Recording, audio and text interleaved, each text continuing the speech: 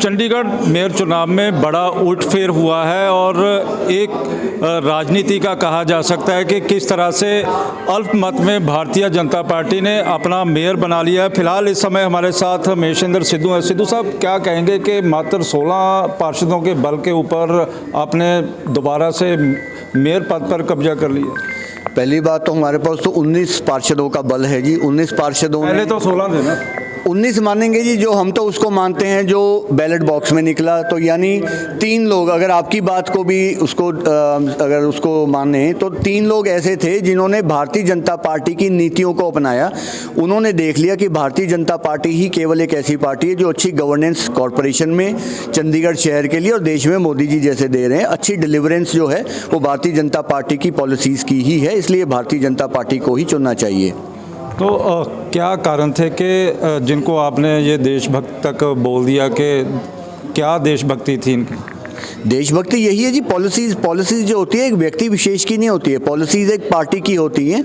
तो जो हमारे प्रधानमंत्री जी जैसे हमें दिशा निर्देश देते हैं, अच्छा काम करते हैं, तो केंद्र सरकार पॉलिसीज़ लेके आती है गरीब की, डेवलपमेंट की, अंत्योदय की, लास्ट व्यक्ति जो अंतिम पंक्ति में अंतिम व्यक्ति है उसके उत्थान की, वो अंत्योदय है। उसी की बात हम करते हैं। उसी पे चलते हुए जो है चंडीगढ़ में भारतीय जनता पार्टी उसी पॉलिसी पे चलेगी, डेवलपमेंट और सिर्फ डेवलपमेंट। भारतीय जनता पार्टी कांग्रेस का एक पार्षद अपने में मिला लेती है और आज क्या लग रहा है कि जिस तरह से अपोजिशन द्वारा भी अब कहा जाने लगा है कि जमकर हॉर्स ट्रेडिंग हुई।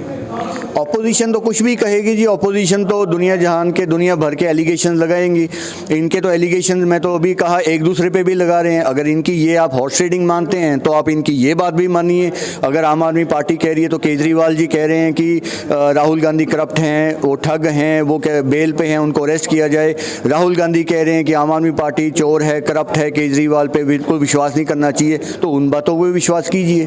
इन पर तो जो मर्जी बोली जाए तो कहते रहते हैं। लेकिन आपको लग रहा है कि पूरी तरह से निष्पक्ष रहा है आज का मतलब? बिल्कुल जी। आप ये देखें, सुप्रीम कोर्ट तक आम आदमी पार्टी, हम नहीं गए, आम आदमी पार्टी सुप्रीम कोर्ट तक गई। सुप्रीम कोर्ट ने हाई कोर्ट के एक रिटायर्ड ऑनरेबल जज को ऑब्जर्वर बनाया। उन्होंने खुद अपनी देखरेख में पूरा चुनाव कराया और दोनों पार्टी के कैंडिडेट्स, उनके इलेक्शन एजेंट खड़े रहे वहाँ।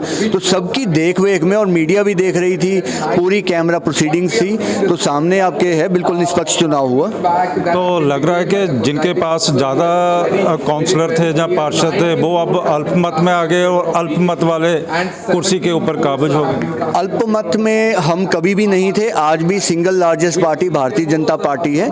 इनके पास तो कांग्रेस के पास 6 पार्षद हैं। कहाँ से वो मेजॉरिटी की बात करती है? 6 पार्षदों वाली इंडी अलायंस जो है वो टूट चुका है। उस अलायंस का कोई अस्तित्व नहीं है।